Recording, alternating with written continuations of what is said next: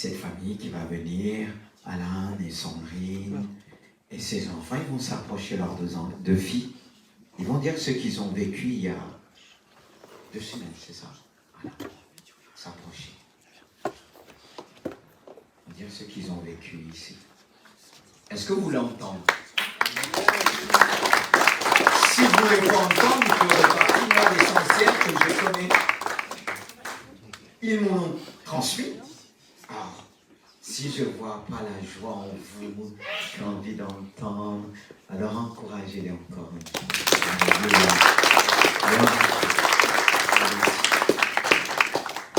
Bonjour, peuple de Gisors. Bonjour. Dieu est bon. Dieu est puissant. On est venu en visite à Gisors il y a 2 semaines parce que notre pasteur, nous on est de l'église de Taverny, et il nous a envoyé vers son confrère parce que nous traversons des moments très très difficiles. Pendant un moment, il y avait autour de notre maison comme des sacrifices. Il y avait toujours des trucs bizarres qui se passaient autour de chez nous.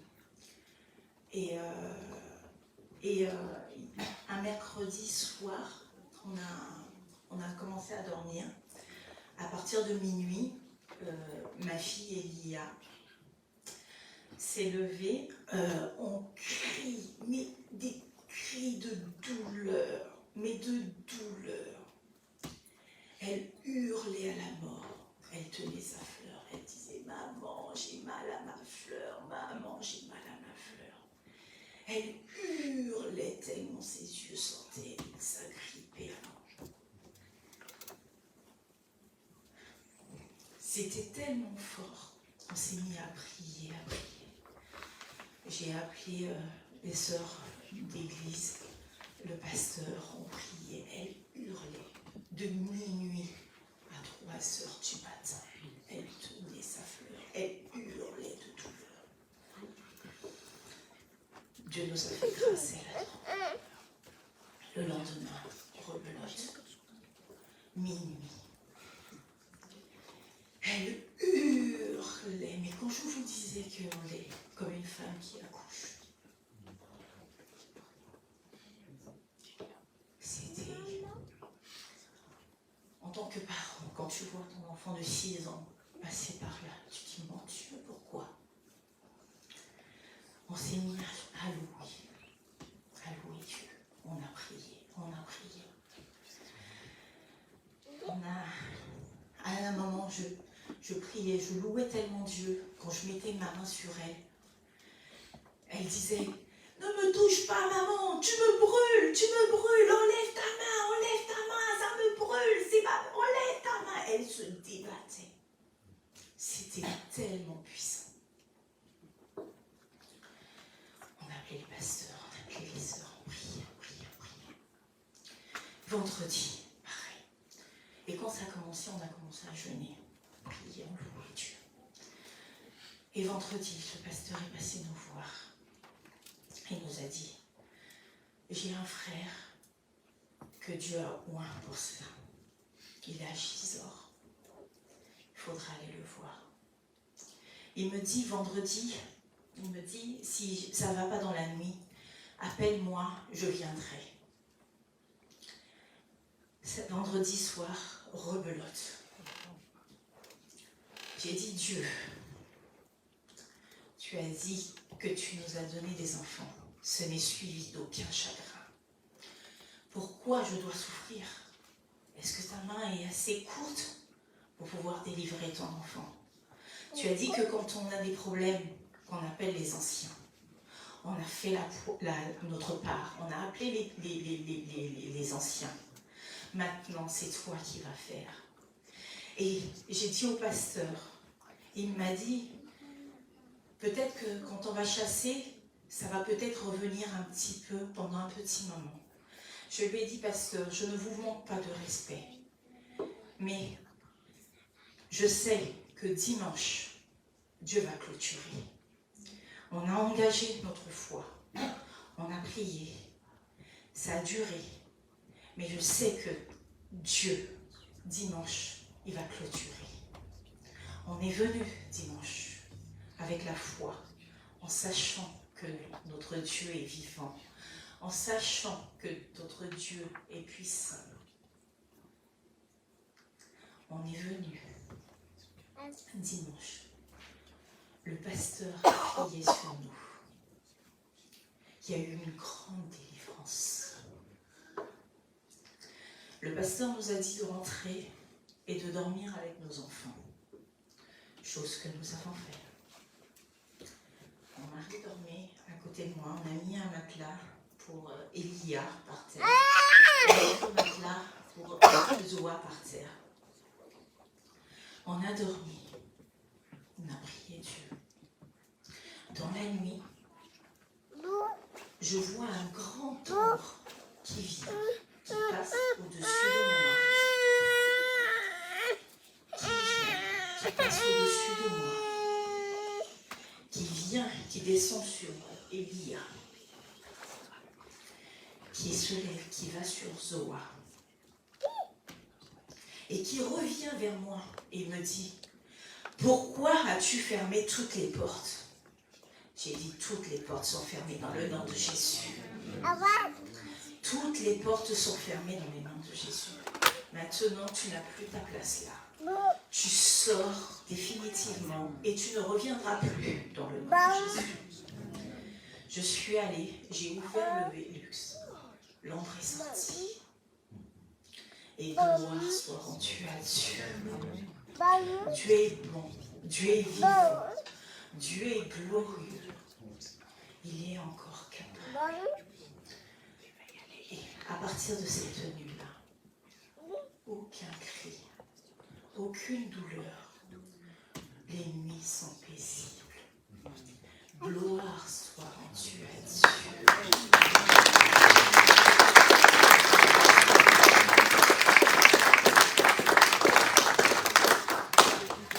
Vous avez un grand homme de Dieu. Dieu agit à travers lui. Dieu est bon.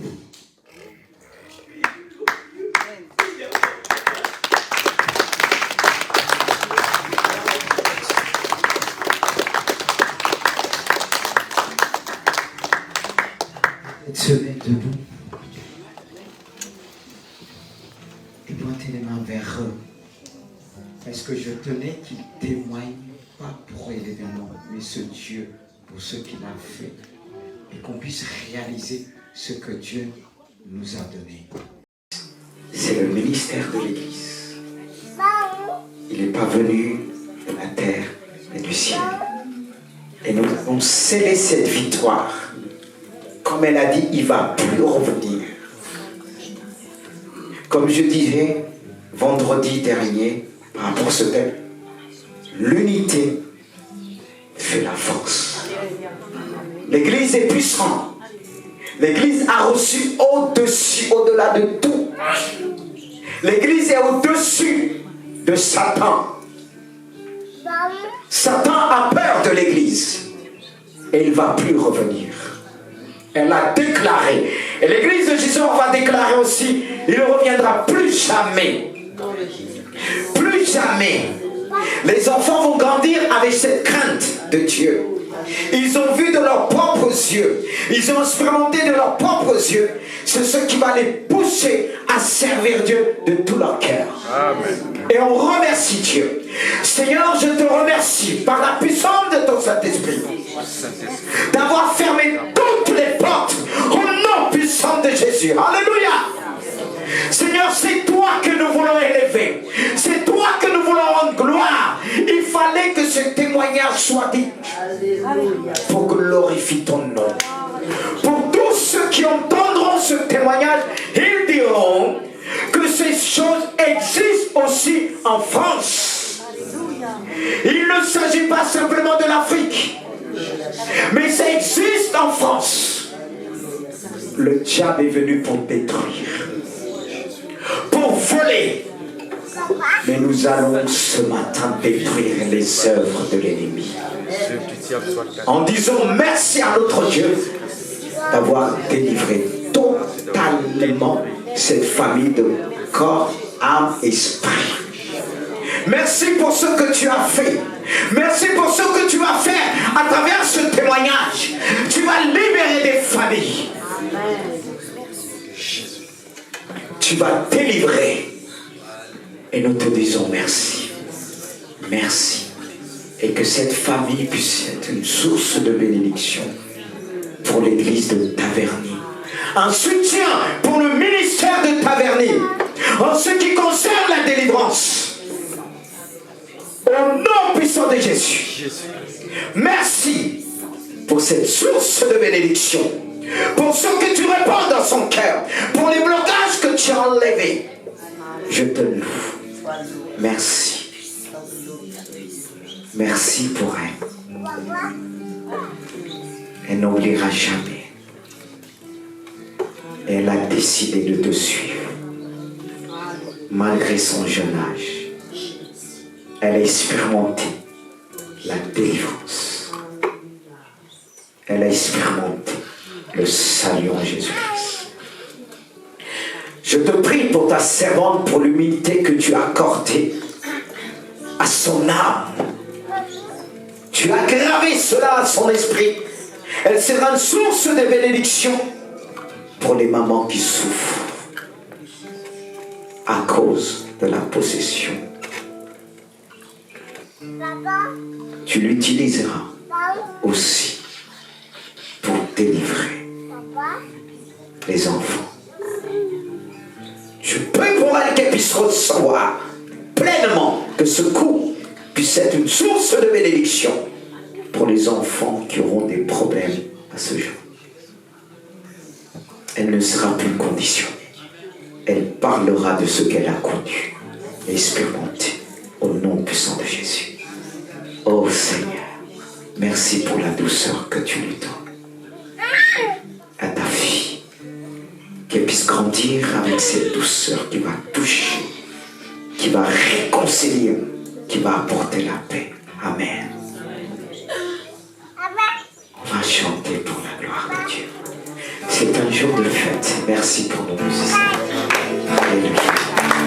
Jésus.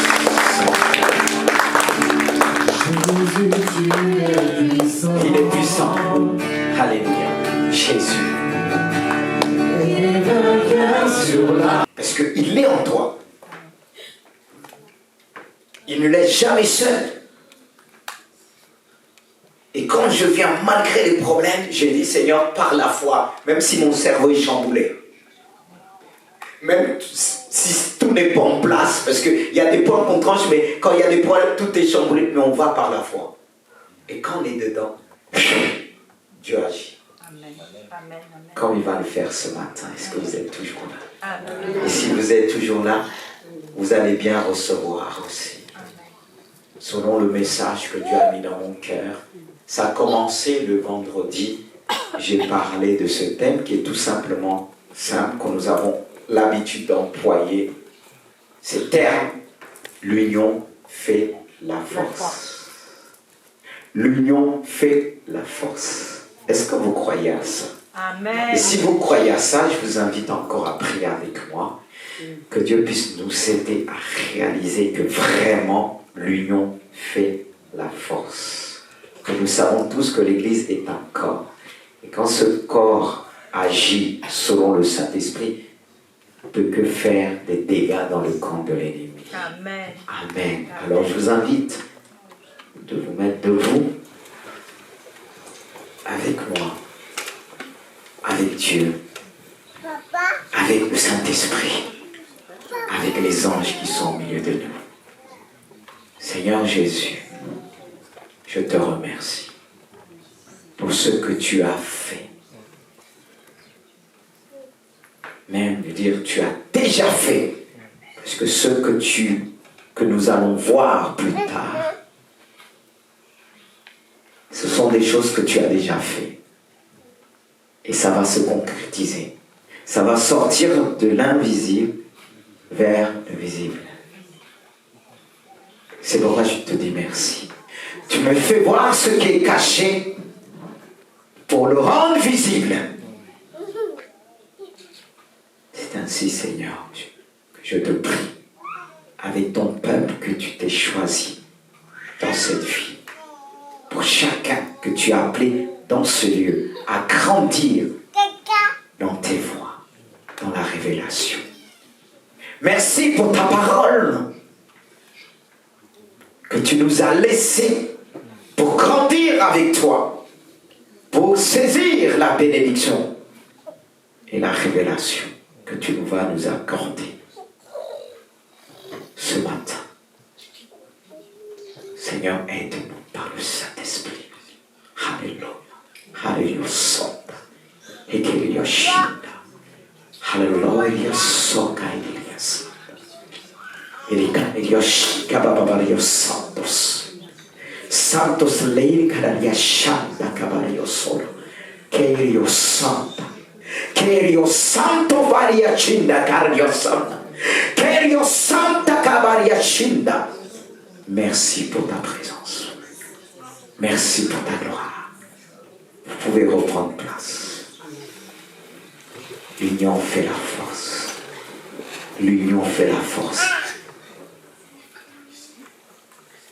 Tu veux être fort, tu dois vivre dans cette unité. Cette unité qui nous aide à aller jusqu'au bout. C'est cette unité qui a donné la force à Moïse. Justement, on a fait référence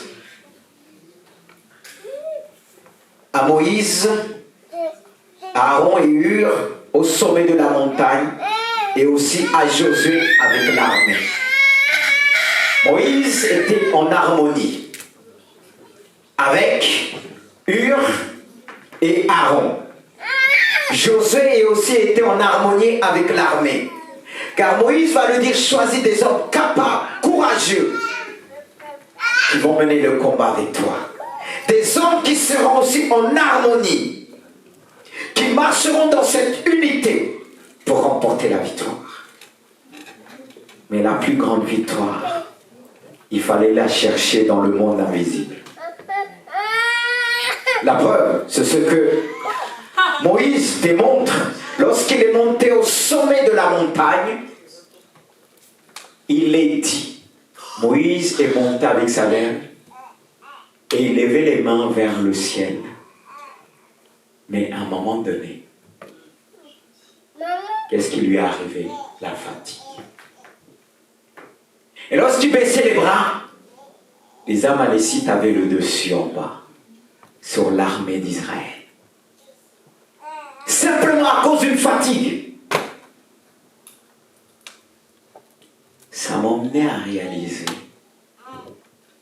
que lorsqu'on est fatigué vraiment, l'ennemi prend le devant. Toi, tu te dis, c'est une simple fatigue. Mais à travers que ta fatigue, l'ennemi prend le devant. C'est pourquoi tu ne dois pas compter que sur toi. Car si tu comptes sur ta personne, le jour que tu es fatigué, eh bien, ça sera mauvais pour les autres. Mais si tu comptes aussi sur les autres, sur les personnes que Dieu a mis sur ta route, sur ton chemin, lorsque tu seras fatigué, eux, ils ne seront pas fatigués. C'est la force aussi d'un coup. On ne peut pas être fatigué toujours. Au même moment, il faut toujours un relève l'autre. Et c'est ça l'église. Plus qu'on est plusieurs, on ne peut pas être fatigués tous le même jour. C'est vrai, parmi nous, il y a ceux et celles qui n'ont pas dormi la nuit. Mais on ne peut pas dire tous n'ont pas dormi la nuit.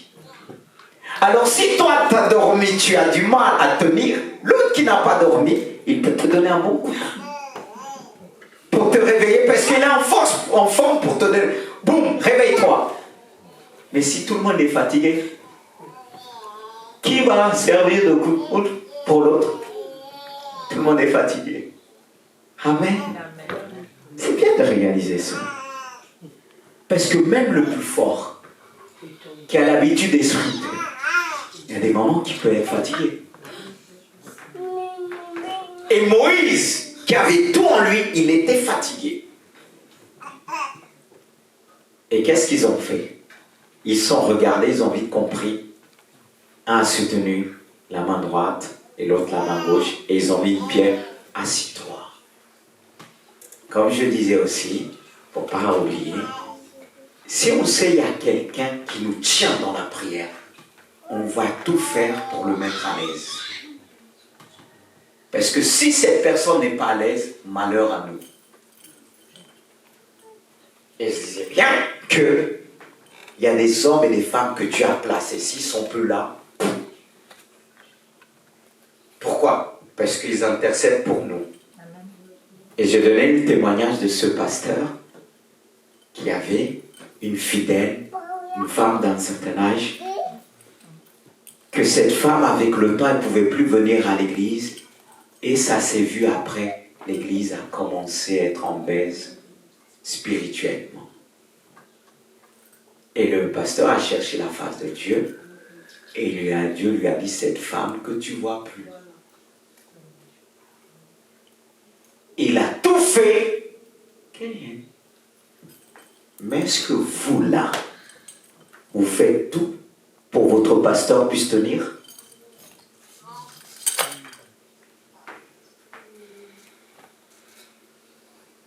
C'est bien de garder silence un petit peu, ça vous permet de réfléchir. Il est dit dans le ciel, dans l'Apocalypse, il y a eu silence de 30 minutes. Vous voulez qu'on fasse 30 minutes? Eh bien, je vais reposer la question.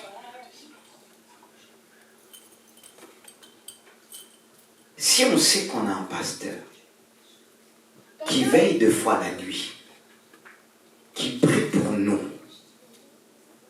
qui nous évite des dégâts, je ne dis pas ça pour me glorifier. Parce que la Bible parle de Moïse. S'ils n'avaient pas mis une pierre et soutenu les mains de Myriam, c'était foutu pour Josué, même si on pouvait dire Josué est courageux. C'était foutu pour eux. N'est-ce pas le Moïse qui a dit Dieu ne détruit pas? Mais quand Moïse a commis un péché, est-ce qu'il y avait quelqu'un pour intercéder pour lui? Non. Parce que le peuple de Dieu, beaucoup ont l'habitude d'être centrés sur eux. Donne-moi, donne-moi. Quand vous n'êtes pas bien, à peine un peu, je ne viens plus à l'église. On s'en fout un peu ce qui se passe, le pasteur vit. Prévu qu'il soit toujours là. Quand il ne peut plus donner, ils sont tous pareils. Alors franchement, est-ce que vous pensez, si vous avez votre papa qui est à la maison, qui vous donne à manger,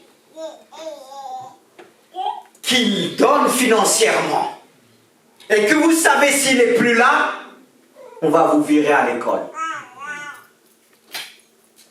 Et quand il est malade, vous allez dire, peut-être que vous allez dire, c'est parce que vous l'aimez. Non, non, pas simplement ça. Il dit, s'il n'est plus là, comment je vais payer, comment je vais manger? Réveille-toi. C'est un peu comme ça quand certains pleurent pour d'autres s'ils ne sont plus là. Ils pleurent pour ceux qui risquent de leur arriver. C'est ça. Mais c'est déjà ça. Mais spirituellement, si on sait que si cette personne n'est plus là, spirituellement je risque de couler, qu'est-ce que je vais faire? Quand je le vois, il n'est pas réveillé, je vais aller, est-ce qu'il est toujours là? Quand mon fils fait devoir, papa, t'es là? Est-ce que ça va? Parce qu'il sait que sa vie dépend de ma présence. Et vous?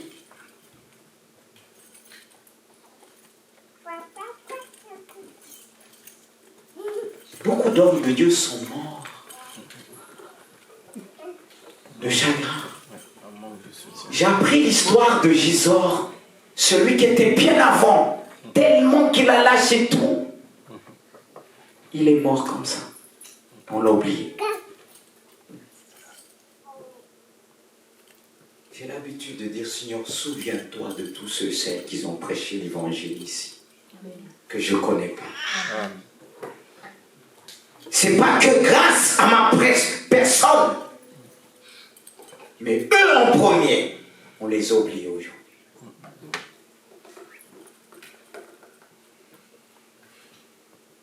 C'est simple, on l'oublie très vite parce qu'on oublie même ceux qui sont présents. Je dis cela. Pourquoi? Parce que de plus en plus les hommes de Dieu sont exposés. Ils ont besoin de soutien. Jésus l'a vécu. Quand il a pris Pierre et Jean et pris avec moi, il dormait. Et pourtant c'est le premier dit. On te suivra partout. Qui plaise aux autres. Moi, Pierre, je serai là. Combien de personnes qu'on a vues? Il dit, pasteur, tu peux compter sur moi. Heureusement, c'est pas tous. Mais ceux qui ont dit plein de choses, c'est le premier. Aujourd'hui, on a l'impression quand quelqu'un parle, on regarde d'abord comme ça. Et on peut dire, ah, le pasteur, il est bizarre, il ne veut pas. Hé, est-ce que tu es à ma place? On ne décolle pas vite parce qu'on en a vu. Mes frères. Et pasteur, ouais, c'est pas donné à tous. Et combien même t'es appelé, de fois t'as envie de fuir. Alors, soutenez-nous. D'ailleurs, ce qui m'emmène à exprimer mon ministère pleinement, ce sont les souffrances. J'ai appris dans l'épreuve. C'est la première chose que Dieu va faire. Il va te former. Mais toi, tu as besoin de vivre dans l'unité. Amen. C'est pour ça qu'on va parler de l'unité. Ce qui fait en sorte que vous trahissez les autres facilement, ce qui n'a pas vraiment cette unité. C'est pour ça qu'il faut savoir c'est quoi l'unité, frères et sœurs. Et ce que nous allons voir aujourd'hui, c'est cette unité personnelle, l'unité de soi-même. Alors comment être, selon vous, dans l'unité personnelle? Frères et sœurs, on voit déjà à ce sujet d'innombrables magazines dédiés au bien-être et au développement personnel, la quête de soi, le retour à l'unité intérieure, la recherche d'équilibre. Mais personnellement, je préfère parler de recherche d'harmonie ou d'unité de notre être intérieur, frères et sœurs, plutôt qu'au développement personnel. Alors comment vraiment être dans l'unité personnelle? Parce que s'il n'y a pas cette unité en toi-même, comment on va être uni avec les autres? Qu'est-ce qui fait qu'en sorte qu'on ne peut pas être uni avec les autres? Qu'est-ce qui fait qu'on ne peut pas vivre dans l'unité? On parle beaucoup de l'unité, n'est-ce pas qu'on a dit l'union fait la force. Mais tu ne peux pas avoir cette force. Et tu vas comprendre pourquoi tu ne peux pas avoir cette force. Mais tu dois savoir comment vivre dans cette unité personnelle. C'est important. C'est pour ça que je vous ai emmené dans l'Ancien Testament, dans le livre de Deutéronome, chapitre 6, verset 4. Dieu va dire à son peuple, écoute Israël, l'Éternel, notre Dieu. L'Éternel est un. Quand il est dit l'Éternel est un, quand Dieu a dit, faisons l'homme, là on va, c'est le pluriel, faisons l'homme selon notre image. Alors ce Dieu, il est un en trois. Et il va décider de faire l'homme selon son image. Et quelle est cette image? On parle de la Trinité. Et comment il a fait l'homme? Pareil, en trois personnes. Vous savez avec moi? Oui. Et comment l'homme doit vivre dans l'unité? il doit, comme il est dit, tu aimeras l'Éternel ton Dieu de tout ton cœur, ça fait référence à l'esprit, de toute ton âme et de toute ta force. Tout simplement. Tu veux vivre dans l'unité, tu dois revenir à ton Créateur qui t'a fait selon son image. C'est ainsi que tu dois aimer Dieu de tout ton cœur. Si tu veux être un, comme lui il est un, l'équilibre se trouve en Dieu. Il est un avec l'Esprit, il est un avec son Fils, avec lui-même. Et toi, tu dois être un avec ton esprit, ton âme et ton corps. Si tu veux vivre dans l'unité, mais est-ce qu'il y a l'unité? Cette unité se trouve en toi. C'est là le problème.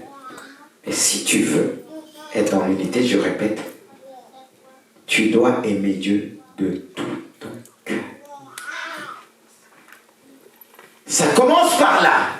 Il faut un renouveau dans ton esprit. Une nouvelle naissance qui va te permettre d'aimer Dieu de tout ton cœur. Sinon, tu ne pourras pas aimer Dieu de tout ton cœur. Le problème de beaucoup de chrétiens, il n'y a pas la renouvelle, excusez-moi, la nouvelle naissance. Beaucoup ont fait des expériences, mais ils ne sont pas nés de nouveau. Il y a des choses qu'il faut revoir. Il faut revoir les bases. Est-ce que tu aimes Dieu de tout ton cœur? Amen. Pose-toi la question. Est-ce que tout ce que tu fais, tu le fais pour ton Dieu? Est-ce que ton cœur a été purifié? Est-ce que tu aimes Dieu de toute ton âme? Et physiquement. L'âme, c'est-à-dire nos pensées. Est-ce que tes pensées sont centrées sur la parole de Christ? Alors, comment être dans l'unité? S'il n'y a pas cette unité en toi. Mais la Bible ne s'arrête pas là, car il est dit, dans 1 Thessaloniciens, suivez bien, chapitre 5, verset 23. Il dit, que le Dieu de paix vous sanctifie lui-même. Sanctifie veut dire quoi? Mettre à part. Consécration. Ce Dieu qui t'a créé veut encore te sanctifier. Il veut t'emmener à une consécration. Purifie tout ton être entier, ton être intérieur, ce qui te permettra de vivre dans l'unité. Il veut pénétrer en premier dans ton esprit. Certains commencent par le corps, mais non, ça vient d'en haut. Ton être entier, l'esprit, l'âme et le corps. Pour quel but? Pour quel but? Pour que tu sois en unité avec le Fils. Il est dit de l'esprit, l'âme et le corps soient conservés sans reproche à l'événement de notre Seigneur Jésus-Christ. Parce que ce qui peut nous faire aussi de reproches, notre âme, nos pensées. Et c'est ainsi qu'il est dit, si ton cœur ou ta conscience te condamne, lui il est plus grand que tes pensées. C'est lui qui te sanctifie. C'est lui qui t'a mis à l'écart. Si tu viens vers lui, il va mettre cet équilibre dans ta vie. Amen. Dans ton esprit. Amen.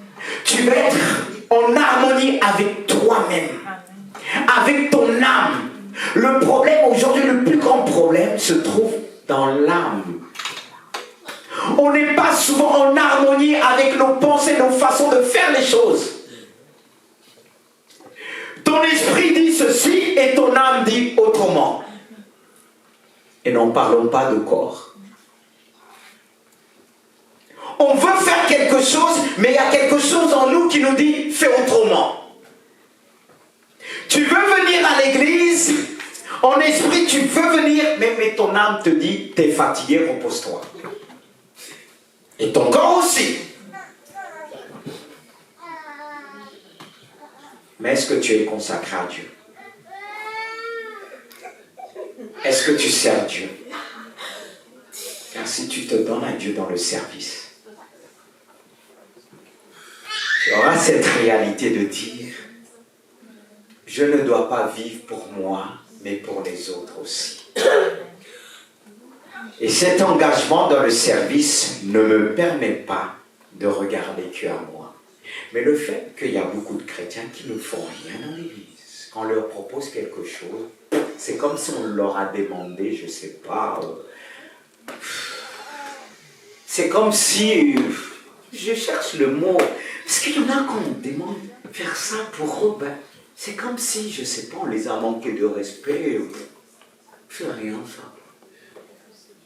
Mais vous voulez faire quoi pour Dieu? Vous êtes sauvés pourquoi? C'est ça. Pour venir chauffer les chaises? Est-ce que vous êtes en harmonie avec vous-même? Si je demande, on commence à interroger tout le monde, qu'est-ce que vous faites dans votre église? Vous allez dire quoi? Je viens tous les dimanches, ça me suffit. Bon. J'espère que tu diras ça à Dieu et peut-être tu auras le temps de changer. Ce qui montre qu'on n'est pas en harmonie avec nous-mêmes. Parce que ton esprit, quand on reçoit de Dieu, la première chose qui vient dans notre cœur de se donner comme lui s'est donné pour nous. Et il y a toujours ce désir d'aller même en mission.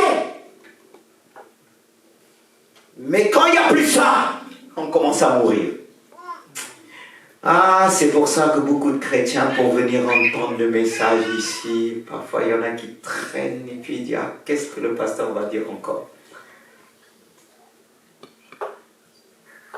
Il y en a qui me disent, oui, il y a la présence de Dieu, mais les paroles sont dures. C'est toi qui es dur. Parce que tu n'es pas en harmonie avec toi-même. Ce que tu penses, tu ne le fais pas. Ce que tu penses pour Dieu, ce que tu penses pour l'Église, tu ne le fais pas. Tu n'es pas en harmonie avec toi-même. Le fait que tu n'es pas en harmonie avec toi-même, tu ne seras pas en harmonie dans ton foyer. Si tu n'es pas en harmonie avec Dieu, avec qui tu vas être en harmonie? C'est ça. Que ça vous plaise, moi je vais vous prêcher l'évangile. Amen. Je ne vais pas vous prêcher ce que vous aimez. Hein. Si vous voulez entendre tout ce que vous aimez, ne venez pas dans cette église. Amen. Moi, je n'ai pas envie que je me trouve devant Dieu et me dise, mais je t'ai donné un message, mais tu voulais remplir que l'église. C'est pour ça que je dis qu'on m'aime pas. Peu importe, moi je vous aime. Même, je ne vais pas venir vous dire, je vous aime, non! Vous l'entendez à ma manière de prêche, de dire la vérité. Amen. Alléluia. Amen. Dites amen, au moins vous pouvez dire amen, même si pour certains le fait contre cœur quand même. Moi je prends l'amen, le reste je ne prends pas. Gloire à Dieu. L'unité c'est quelque chose. On n'a pas fini. Est-ce que tu peux me donner le verset qui dit la chair est faible, l'esprit est bien disposé, mais la chair est faible. Regardez, il dit, on doit prendre considération de ce passage-là. L'esprit est bien disposé, mais la chair est faible. Quand la Bible nous parle de la chair, pour revenir, elle nous parle de l'âme et du corps, bien-aimé de Dieu. On doit être conscient de nos limites. Le problème aujourd'hui, c'est ce que je disais à Eric. Pourquoi beaucoup de personnes ne sont pas guéries? Ils ne disent pas la vérité, ils ne reconnaissent pas leur maladie. Si tu as des limites, tu ne reconnais pas tes limites, comment aller au-delà alors? Le problème, beaucoup ne reconnaissent pas leurs limites, ne reconnaissent pas que dans le domaine des émotions, on est limité.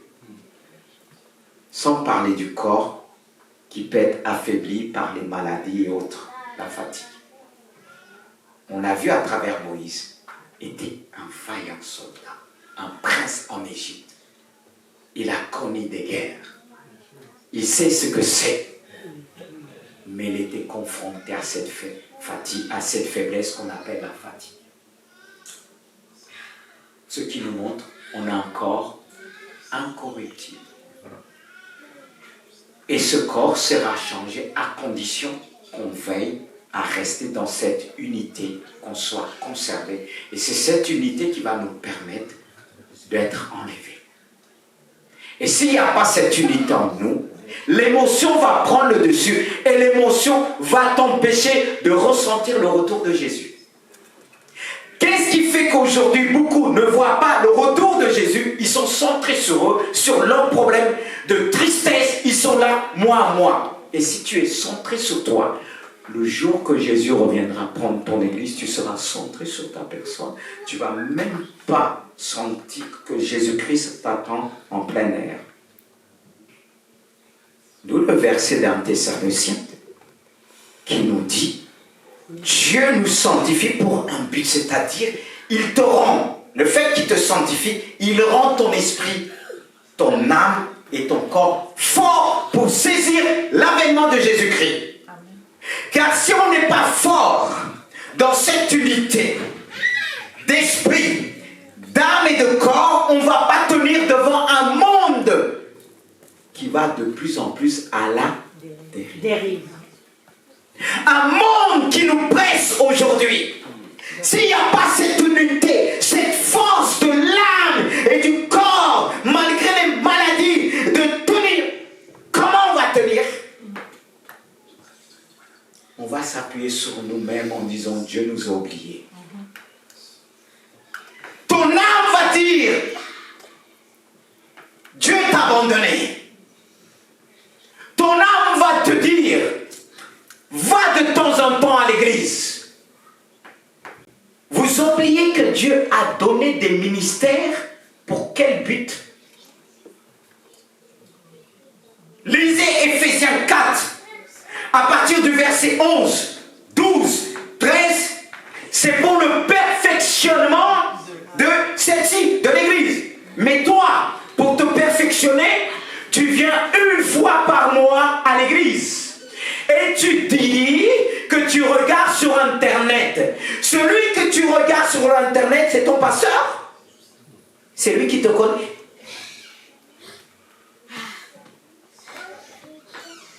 Mais le diable a voilé pas mal des gens. Tu n'es pas en harmonie avec toi-même parce que dans ton âme, Satan a rempli des mensonges ton âme. Mais Satan, il sait mentir parce qu'il prend une demi-vérité. Et toi qui n'as pas l'équilibre en toi par rapport à l'Esprit de Dieu, et tu veux simplement à travers ton âme, c'est-à-dire quand tu es triste, tu fais rien. Et les autres autour de toi aussi sont déprimés parce qu'ils s'attendent à toi. Mais toi, parce que tu es triste, tu pleures du matin jusqu'au soir. Tu peux pleurer 1 heure, 2 heures, mais du matin jusqu'au soir. Et ton enfant vient de voir, tu cries sur lui. L'enfant ne peut pas comprendre si tu es dans la tristesse ou pas. Et pardon. On parle de l'unité, est-ce qu'on sait vraiment c'est quoi l'unité? Souvent on dit qu'il n'y a pas l'unité dans l'église. Mais est-ce qu'en toi il y a l'unité? C'est ça. Avant de dire l'unité dans l'église, parce que s'il y a en toi il y a l'unité, dans ton esprit, dans ton âme, dans ton corps, tu vas apporter l'unité. Amen. Mais moi je vais te dire, ma soeur vient tous les jours, je veux voir l'unité en toi, donne-moi. On dit il n'y a pas ceci, il n'y a pas cela. Mais si tu trouves qu'il n'y a pas ceci, il n'y a pas cela, tu fais quoi? Et franchement, quand j'entends des gens qui disent il n'y a pas ceci, vous savez, si moi je commençais par dire il n'y a pas ceci, quand j'ai commencé à l'église de Jésus, il n'y avait presque rien. Presque pas d'ouvriers. Quand tu reprends l'église de foi, tout le monde part. Il suit celui qui est avant. Alors j'aurais pu dire, ah non, Seigneur, je ne prends pas, il n'y a rien. Arrêtez. Parce que vous attristez Dieu. Moi, je peux vous dire aujourd'hui pourquoi. Parce que ça fait 20 ans que je prêche. 22 ans. Ça ne paraît pas. c'est là aussi. Je ne vais pas dire peu, je ne vais pas dire davantage, mais elle est là quand même. Parce que si je dis peu vraiment, parfois on dit une petite expérience, mais pour moi c'est l'orgueil. En disant ça, on essaie de dire grand. Moi je ne vais pas dire peu, je ne vais pas dire aussi, parce qu'on n'a pas fini de connaître. Mais ce que j'ai suffit pour vous dire ce que je dois vous dire. Le problème, pourquoi on souffre aujourd'hui? Pourquoi beaucoup souffrent? Il n'y a pas d'unité. En toi, il n'y a pas d'unité. Il n'y a pas d'unité. Frères et sœurs, si un homme de Dieu ne développe pas ça en lui, il ne va pas tenir. Parce qu'il est visé en premier. Il est visé en premier. Quand il y en a quand il vient prêcher, le diable fait tout pour les arrêter. Combien de fois je devais me déplacer ailleurs, le diable faisait tout pour m'arrêter. Mais c'est d'aider à arriver, le but. Je vous dis ces choses que lorsque les problèmes vont vous arriver, vous allez vous rappeler. Ah, un tel a connu plus que moi. Et moi, quand il m'arrive des problèmes, je pense à Job. Je pense à Job, pas simplement à Jésus, Job. Et l'apôtre Paul. Job a perdu ses enfants, il a perdu ses richesses, il a perdu même sa femme. Dit, mais toi là, qu'est-ce que tu fais? Ton Dieu là, il est où? Maudit Dieu, tu meurs. Est-ce que tu t'appelles Monsieur Job, Madame Job? Quand il t'arrive quelque chose, pense à la Bible, ceux qu'ils ont connu, et Dieu a relevé. Mais si tu continues à penser à toi, tu dis on m'a abandonné, ben le diable il va t'allumer aussi.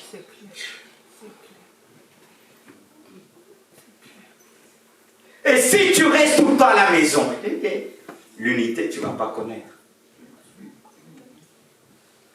L'unité est une force. Mais Dieu veut mettre l'unité en toi. Dis-moi ta faiblesse. Quelles sont tes limites? Reconnais tes limites.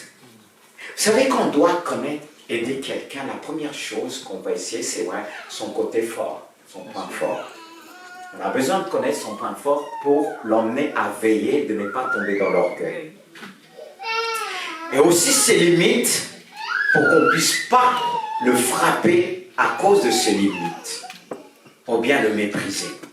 Et le fait qu'il va nous apporter ses limites, avec Dieu, il n'y a pas de limites. Et vu que Dieu n'y a pas de limites, il va te dire, bon, t'es limité dans ça. Le frère un tel, la sœur un tel va t'aider. Un conseil simple. Pourtant, toi, tu vas batailler dans un domaine. L'autre arrive, il dit, c'est quoi ton problème? Tac, tac, tac, c'est fait. Quelqu'un, des gens qui sont venus me voir dernièrement pour faire des choses, soit entreprise, développer des entreprises. Je les ai écoutés. J'ai dit, dis-moi ce que tu sais faire.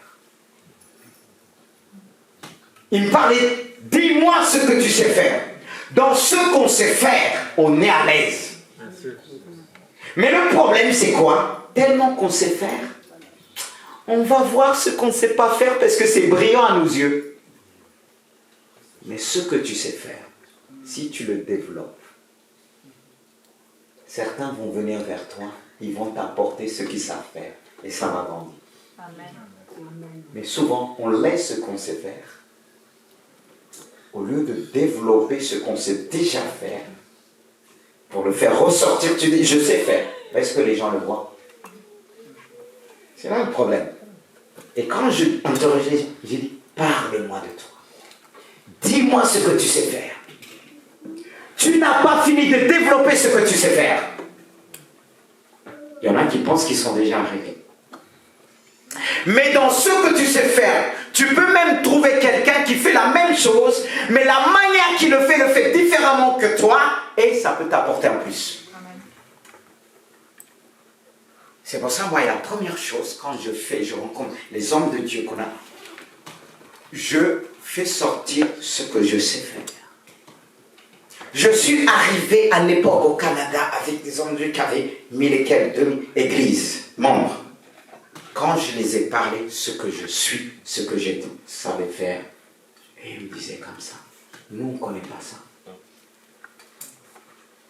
Je les ai parlé du monde que je connais, invisible. Ce que j'ai expérimenté. Et j'étais étonné qu'ils ne connaissaient pas ces choses-là. Et j'ai pu y développer. Je ne me suis pas laissé pris par ce que je pouvais voir.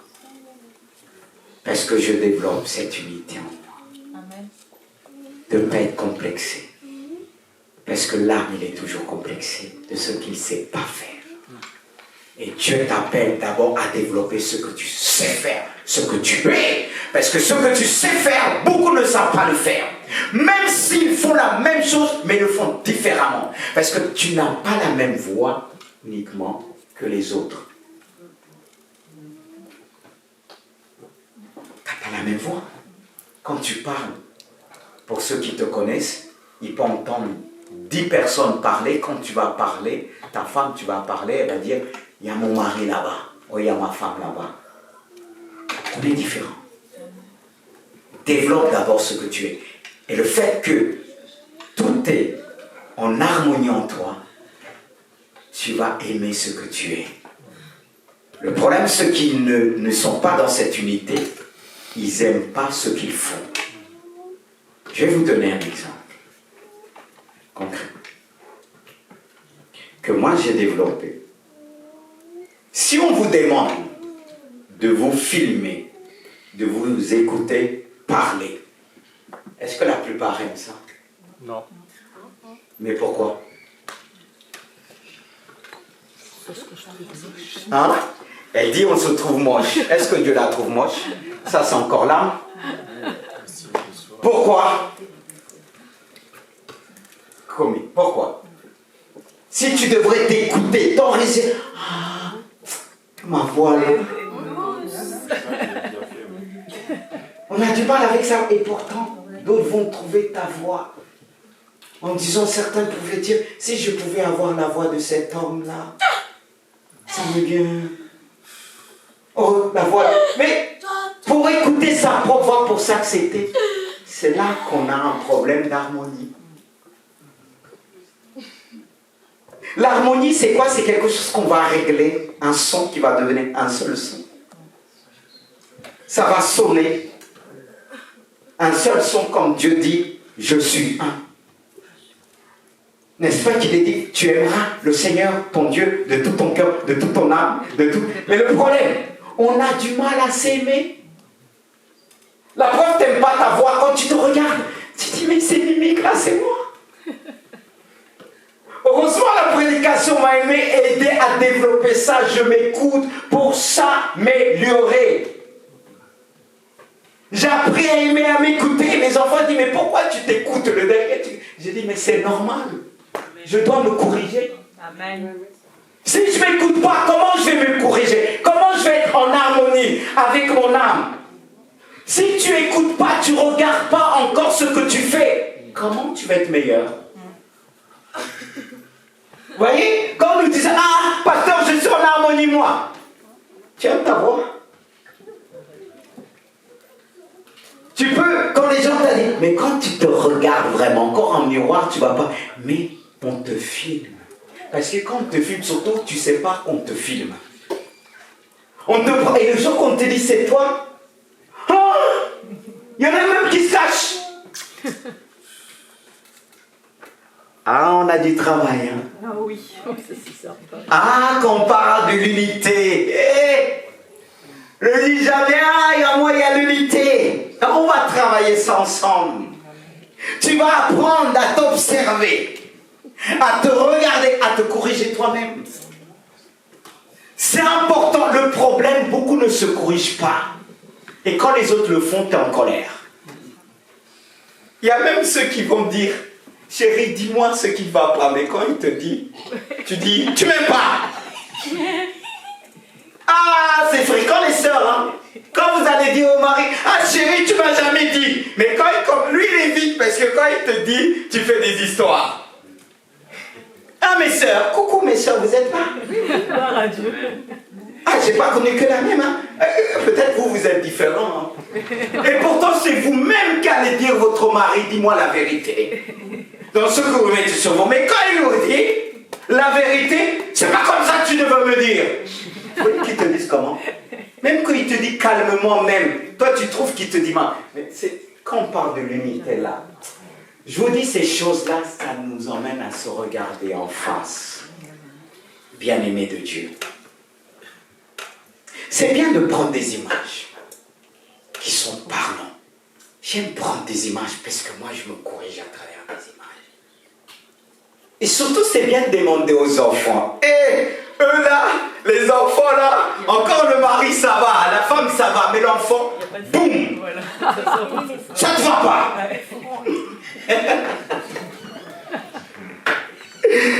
Surtout mes enfants, quand ils agissaient, on disait que c'est moi qui leur a dit. Oh, le pauvre avait rien dit. Ah, la vérité des enfants, on a besoin. Hein? Mais est-ce qu'on accepte facilement? Non. C'est ça le problème. L'être humain, c'est pas facile. D'être un avec son âme, son esprit, son corps. Comme Dieu est un, Dieu est saint. Non. Mais si on ne rentre pas dans cette dimension, est-ce qu'on verra le Seigneur? Qu'est-ce que la Bible nous dit dans Hébreu? On va finir sur ce passage-là, ce verset. Recherchez la paix avec tous et la sanctification sans laquelle personne ne verra le Seigneur. Et je vais essayer d'adapter ce passage, je ne vais pas le changer.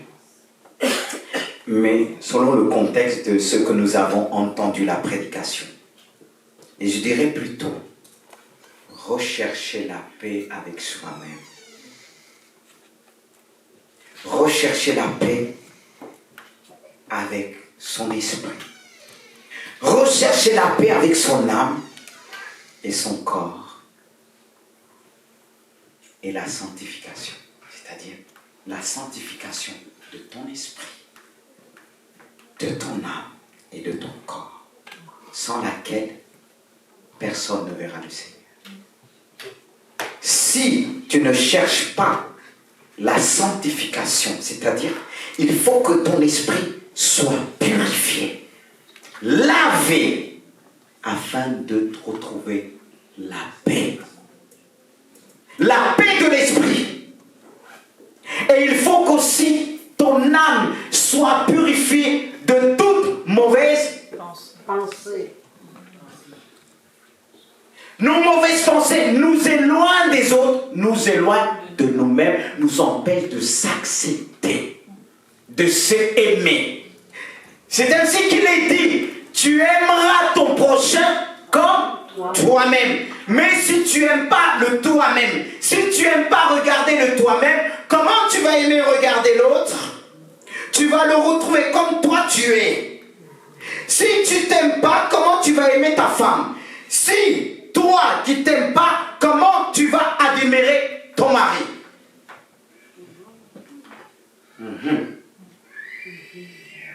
Tu demandes de t'aimer qui t'aime et toi tu t'aimes pas. Quand il te dit des honneurs, tu dis, c'est ça, oui, tu te moques de moi. Quand il te dit des belles paroles, toi tu vois le contraire. À cause des blessures. Tu as été blessé dans ton âme. Tu as été blessé dans ta vie. Tu as été blessé depuis ton enfance. Et tu as du mal à aimer tes enfants. Mais Dieu veut mettre l'harmonie. Car Dieu est venu dans ton esprit pour te libérer. Et il veut que ton esprit soit en harmonie avec ton âme. Et il dit, l'esprit est bien disposé pour disposer ton âme. Et tu ne peux pas aimer les autres si tu te détestes. Tu ne peux pas observer, admirer les autres si tu as du mal de trouver. Je ne parle pas dans le sens de lever sa personne, mais d'aimer la créature que nous sommes, comment Dieu nous a créés. Et je comprends mieux David quand il va dire, je te loue que je suis une créature si merveilleuse. Car si tu as du mal à t'aimer, comment comment tu vas emmener les gens à l'évangile. Car il y a beaucoup de gens dans ce monde, ils ont du mal à s'accepter. Mais toi, tu dois les emmener à s'accepter. Mais si tu as du mal à faire de ta propre vie, qu'il n'y a pas l'unité, tes paroles que tu vas sortir, ça va résonner faux. Et s'il n'y a pas l'harmonie en toi, comment il y aura l'harmonie dans ton couple? Le problème des couples aujourd'hui, ceux qui emmènent la plupart du temps, ce sont les blessures. Il n'y a pas l'harmonie dans l'âme ni dans l'esprit. Il y en a qui sont débarqués avec leurs problèmes. Et ils n'ont pas laissé le Saint-Esprit agir dans leur vie. Dieu n'a pas sanctifié leur esprit, leur âme et leur corps. Et ces gens-là, c'est toujours les problèmes des autres. Ils ne regardent pas à eux. S'il y a un problème, c'est l'autre. Mais regarde d'abord à ta vie. Parce que même si l'autre a des problèmes, mais si toi tu as été sanctifié, tu vas lui apporter la solution. Car Jésus a bien dit, je suis le chemin, la vérité, la vie. Nul vient au Père que par moi. Et si tu as reçu l'onction de Dieu, l'onction de vérité, l'onction de sanctification, peu importe la personne que tu as en face de toi, tu vas lui communiquer quelque chose. Tu vas lui communiquer l'unité. L'unité de l'esprit, l'unité de l'âme et l'unité de corps. C'est ce que le monde cherche. C'est ce que le Père nous pousse à répandre dans ce monde, frères et sœurs. Amen. C'est là le problème de l'Église. L'Église ne marche pas dans l'unité. Et il te dit ce matin, recherche la paix en toi. Dans ton esprit, tu dois rentrer au plus profond de toi-même. Examiner ta personne.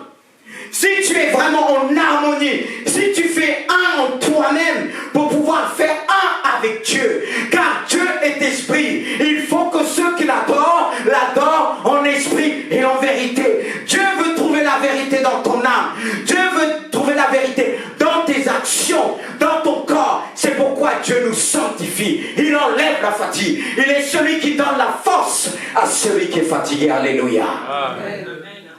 Frères et sœurs, c'est un travail de tous les jours. La sanctification est un travail de tous les jours. Rien n'est acquis sur la terre, car nous sommes dans un corps incorruptible. Mais arrivera un temps, Dieu va changer ce corps. Il va le rendre parfait. Et tu pourras vivre dans la perfection. Mais Dieu veut trouver en toi ce qu'il faut pour te rendre parfait. C'est pourquoi, bien-aimés, beaucoup vont rester sur la terre. Parce qu'ils ne seront pas un en eux-mêmes. Comment ils vont faire un? C'est le Saint-Esprit qui va nous enlever pour faire un avec le Fils. L'époux et l'épouse. L'époux et l'épouse doivent faire un. Esprit, âme et corps. Comprenez mieux ce passage? Le but de cette sanctification, de notre être tout entier, c'est pour qu'on soit conservé. Dieu veut conserver ton esprit, ton âme et ton corps pour l'avènement de Jésus-Christ. Pour l'avènement. En toi, il y a 3 personnes. Tu dois prendre soin de 3 personnes. Et il y a le Saint-Esprit qui est là pour nous aider. Amen. Le consolateur, l'ami de l'époux. Il est là pour nous rendre parfaits. Car il est dit, nous ne savons pas ce qui est convenable de demander dans nos prières, mais le Saint-Esprit nous aide. Le Saint-Esprit nous aide. Il nous a donné tout ce qu'il faut. Et la première chose, et je reviens au point de départ, car il est dit, l'amour est le plus grand commandement. L'amour de Dieu est puissant. On peut voir la foi, même pour déplacer les montagnes, parler en langue. S'il n'y a pas d'amour, nous dit la Bible, cela ne sert à rien. L'amour est puissant. Et si tu aimes Dieu de tout ton cœur, comme il est dit, puisqu'il m'aime, je le délivrerai. Si tu aimes Dieu, il va te donner la force de rentrer dans cette unité. Et je reviens, et il te dit, tu aimeras Dieu de tout ton cœur, de toute ton âme. Et Hébreux 12, 15 nous dit, veillez. Est-ce que tu peux nous Hébreux 12-15. Ce que nous devons faire. Veillez ce que nul ne se prive de la grâce de Dieu, à ce qu'aucune racine, l'amertume poussant de rejetons, ne produise de troubles et que plusieurs en soient infectés dans l'âme. Et ça peut nous empêcher de vivre dans la nudité. La preuve, beaucoup qui vivent dans le trouble, dans l'amertume, on ne les voit plus. Ils sont touchés dans l'âme, l'amertume, on ne les voit plus à l'église. Ils en veulent à l'église. Mais c'est un problème de l'âme. Touchés, infectés. Ils vous diront, ils aiment Dieu en esprit. Mais ils vous diront aussi, il n'y a plus d'amour à l'église. C'est-à-dire l'âme a été touchée. Et quand l'âme est touchée, on devient la cible de l'ennemi. Mais ton âme doit dire, l'église c'est l'épouse de Jésus-Christ. Jésus-Christ aime son épouse. Et faites attention quand vous disiez, je ne viens plus à l'église, je ne viens plus ceci. Bon, s'il y a un scandale à l'église, ça se comprend. Mais s'il n'y a rien, là votre âme est touchée. Là vous êtes malade. Reconnaissez vos limites. Et on va prier. On va prier. Que Dieu puisse te relever. Est-ce qu'on peut se mettre debout?